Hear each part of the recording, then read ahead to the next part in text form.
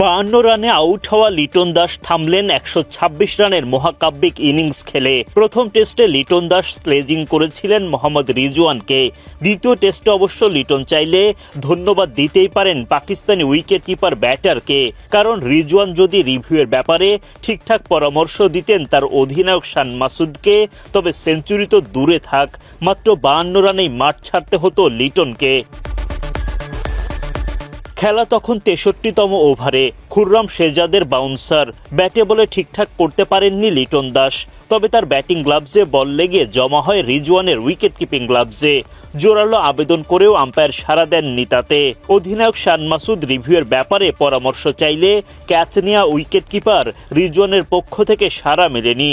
এমন আউটের পর রক্ষা পেয়ে লিটনের মুখে তখন মৃদু হাসি। সেই অভাবনীয় সুযোগ পেয়ে সেটাকে অবশ্য লুফে নিয়েছেন লিটন, আদায় করেন সেঞ্চুরি।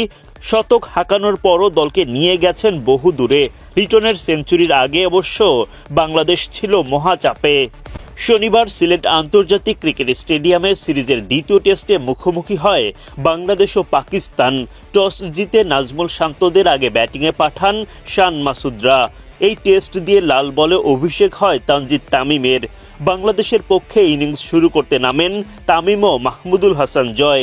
ইনিংসের প্রথম ওভারেই উইকেট হারায় বাংলাদেশ। মোহাম্মদ আব্বাসের বলে উইকেট হারিয়ে বিদায় নেন জয়। 2 বল খেলায় এই ওপেনার রানের খাতায় খুলতে পারেননি। বাংলাদেশের 0 রানেই প্রথম উইকেট হারিয়ে ফেলে।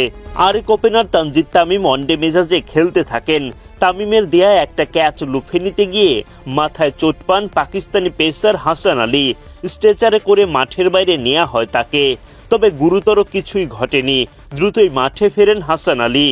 হাসানের কাছ থেকে রক্ষা পেলেও মোহাম্মদ আব্বাস ঠিকই বিদায় ঘণ্টা বাজান তামিমের। 34 বলার ইনিংসে 3 বাউন্ডারিতে 26 রান করে বিদায় নেন এই ওপেনার। 44 রানে 2 ওপেনারকে হারায় বাংলাদেশ। তখন উইকেটে নাজমুল শান্ত ও মুমিনুল হকের জুটি, যাদের ওপর দলের অগাধ আস্থা। কিন্তু খুররাম শেহজাদের দুর্দান্ত একটা ডেলিভারিতে বোল্ড হন মুমিনুল।